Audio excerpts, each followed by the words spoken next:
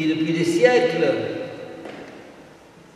chatouille le cœur de l'homme et depuis un peu plus de 2 ans chatouille le cœur des Égyptiens. Ce mot s'appelle liberté. Hurriya, tahrir, liberté. Et jusqu'à aujourd'hui, on se bat à Port Saïd, à Alexandrie, au Caire, à Mansoura, à Mahalla, etc., pour cette liberté.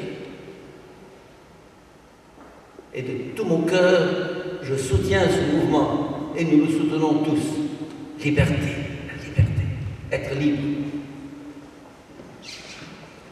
Mais c'est quoi être libre? Liberté politique.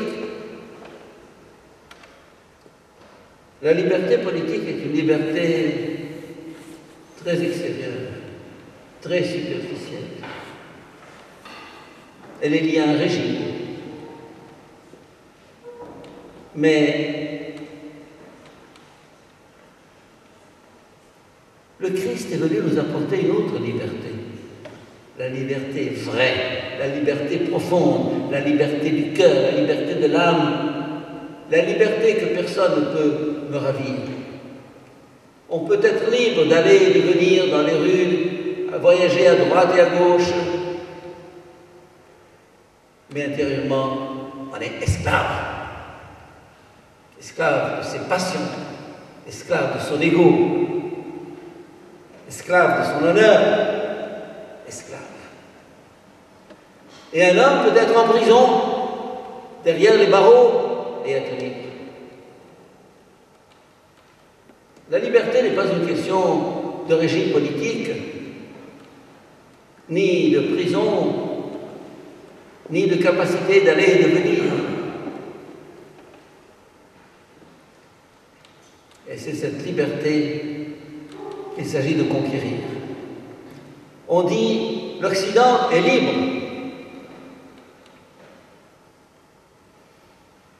Libre de quoi? De voter? Libre pourquoi? Celui qui est esclave de ses passions, celui qui est esclave de lui-même, celui qui est esclave de ses instincts, est un esclave. Il n'est pas libre, quel que soit le régime politique, quelle que soit sa situation.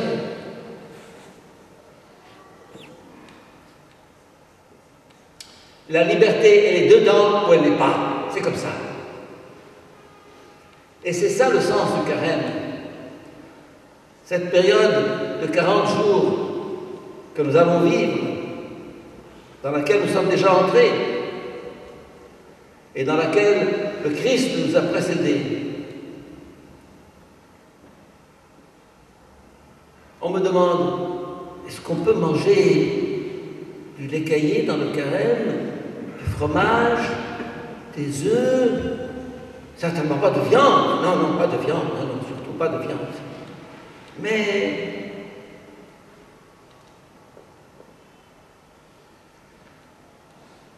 on peut ne pas manger de viande, mais on peut manger des crevettes à la mayonnaise qui sont succulentes. Qu'est-ce qu'on a fait? On a remplacé la viande par quelque chose de meilleur. Au fond, si vous prenez le carême au pied de la lettre, vous allez toujours tourner en rond. Il s'agit de se priver de quelque chose qui nous tient à cœur. Par exemple, moi j'aime bien les chipsies. Et il y a quelqu'un dans cette église qui m'apporte chaque semaine 2 paquets de chipsies. Je ne vous dirai pas qui. Elle m'entend. Elle sait que j'aime les chipsies. Eh bien, ne m'apportez pas de chipsies jusqu'à Pâques. J'ai décidé de ne pas en manger. Vous allez me dire, c'est tout, les chipsies. Pour moi, ça fait quelque chose. Et d'autres choses. Vous n'avez peut-être pas envie de chipsies, mais vous avez peut-être envie de fumer, ou bien de regarder la télévision pendant 3 heures par jour, Ou bien, chacun de nous est esclave de quelque chose. Chacun de nous est esclave de quelque chose. On raconte que la petite Thérèse de l'enfant Jésus, elle est là, dans le coin. La petite Thérèse de l'enfant Jésus a senti un jour qu'elle n'était pas libre intérieurement, qu'il y avait quelque chose qui ne marchait pas. Sa prière était devenue tiède. Elle s'est dit, qu'est-ce qui ne va pas?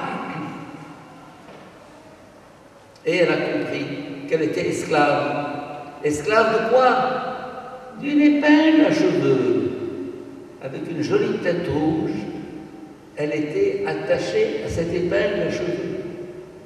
Figurez-vous, on peut être attaché à n'importe quoi. Et dès qu'on est attaché à quelque chose, et comme elle disait qu'on soit attaché par un fil, ou par une corde, ou par une chaîne, c'est la même chose, on est attaché.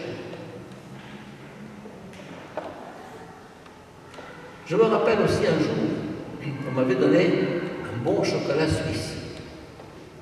Je l'ai mis dans ma poche en me disant, je le mangerai après, je n'ai pas envie maintenant. Et puis, je me suis trouvé devant un de mes compagnons et je me suis dit, je lui offre ce chocolat, je ne lui offre pas. Ah, j'aimerais bien le manger après. Bon chocolat, suisse en plus.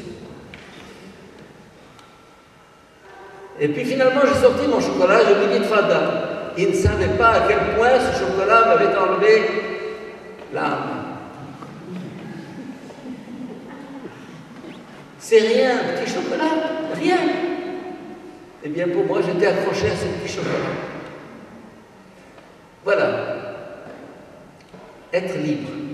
Eh bien, dans l'évangile d'aujourd'hui, nous avons Jésus qui va au désert. Et moi, je viens du désert, j'ai passé la journée et la nuit d'hier à Mariout avec une vingtaine de professeurs de Saint-Marc qui ont quitté la maison, etc., pour aller au désert prier. Et ils se sont rendus compte à quel point de se taire, d'écouter Dieu, de se plonger dans le silence était difficile. Je leur ai dit, le peuple égyptien est un peuple sociable, qui aime rire, qui aime rester, qui aime partager. Eh bien, le silence, ça vous tue en Égypte. Quels sont les Égyptiens qui sont capables de se taire? Pas beaucoup. Se taire. Voilà un petit exemple. Par exemple, pendant le carême, vous avez une octa extraordinaire à dire, très sympathique, très savoureuse. Avalez-la. Mais qu'est-ce que c'est? C'est un péché? Il n'y a pas de péché dans cette histoire-là. Je ne parle pas de péché, je parle de liberté. Eh bien, Jésus au désert a été tenté par 3 fois par le diable. Appelez ça le diable, appelez ça vos passions, appelez ça vos fantaisies, peu importe. Et un des points, le premier, la nourriture. On aime les bons petits plats. On aime telle chose. Ben, je vous invite chaque jour à vous priver de quelque chose que vous aimez. Je ne vous dirai pas de la viande, du fromage, ou de ceci ou de cela. Chaque jour, posez un acte en disant « Tiens, c'est bon ça. Bon, aujourd'hui, je ne vais pas en manger. Bien, je vais en manger un tout petit morceau. Mais il y en a beaucoup dans le plat. Ben, je vais manger un tout petit morceau. Mais je ne vais pas en manger. » La nourriture, c'est l'instinct de conservation. La nourriture, c'est l'instinct de conservation, c'est-à-dire l'instinct le plus profond en nous. À partir de ce sacrifice, je puis dire, je maîtriserai d'autres passions beaucoup plus fortes, la passion sexuelle qui est en moi, bouillonnante, virulente, lancinante, sur laquelle je n'arrive pas. eh bien, commence par des petites choses. Commence par des petites choses. Et tu arriveras lentement à maîtriser les grandes choses, beaucoup plus difficiles. Deuxième tentation de Jésus, le diable qu'on appelle dans l'Évangile le prince de ce monde. Le prince de ce monde, c'est-à-dire celui auquel ce monde appartient. Le monde dans le sens mauvais du terme.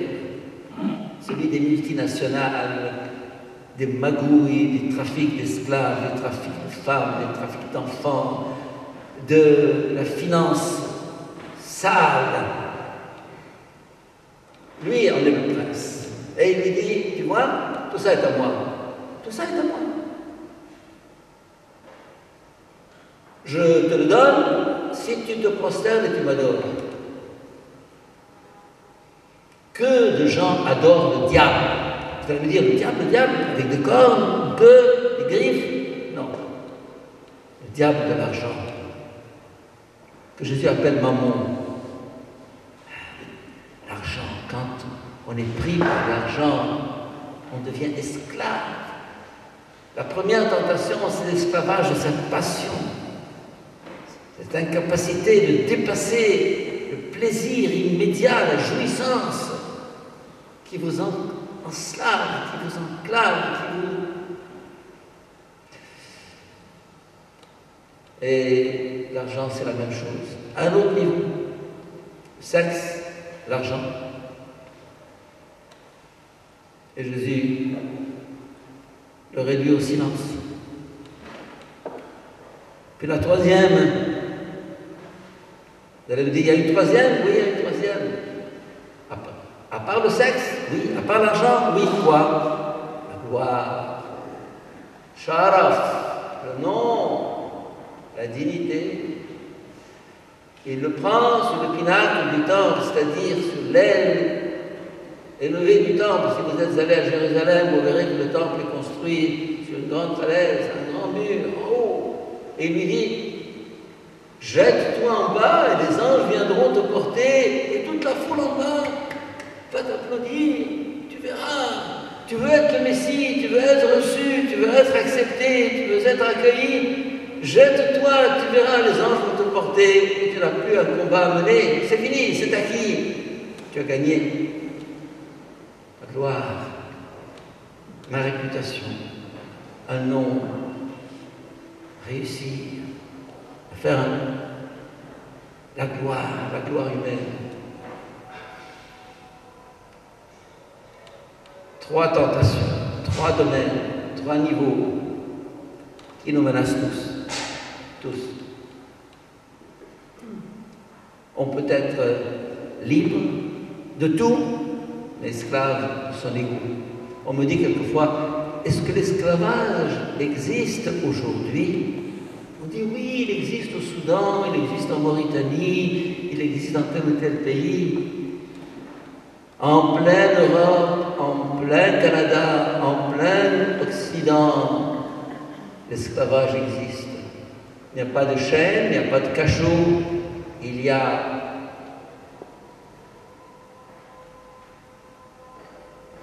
le sexe, l'argent, la gloire, la dignité, le confort. On devient prisonnier de cette création qui nous a été donnée pour être dominés. Et nous sommes dominés par ceux que nous devrions dominer. Alors, le carême est là pour nous dire, réveille-toi, mets-toi debout.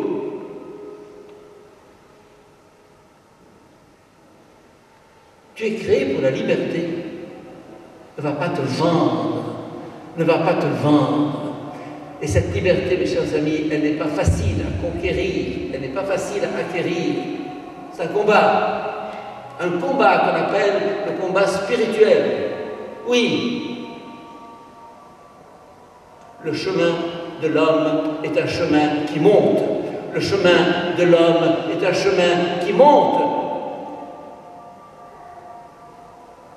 Oui. Il y a deux forces dans le monde. La pesanteur, ça tombe. Je laisse mes clés, elles tombent. Et la vie, merci, et la vie qui monte. La vie qui est une anti-pesanteur. La pesanteur et la grâce. C'est le titre d'un livre fameux de Simone Weil. La pesanteur et la grâce. Entrer dans le carême, c'est se mettre dans la mouvance de la grâce. Monte, mon cher, ne te laisse pas aller. Ne te laisse pas couler, ne te laisse pas emporter par ta passion, par la facilité. Le chemin de l'homme est un chemin qui monte, et c'est le chemin que nous indique Jésus dans son évangile. Amen.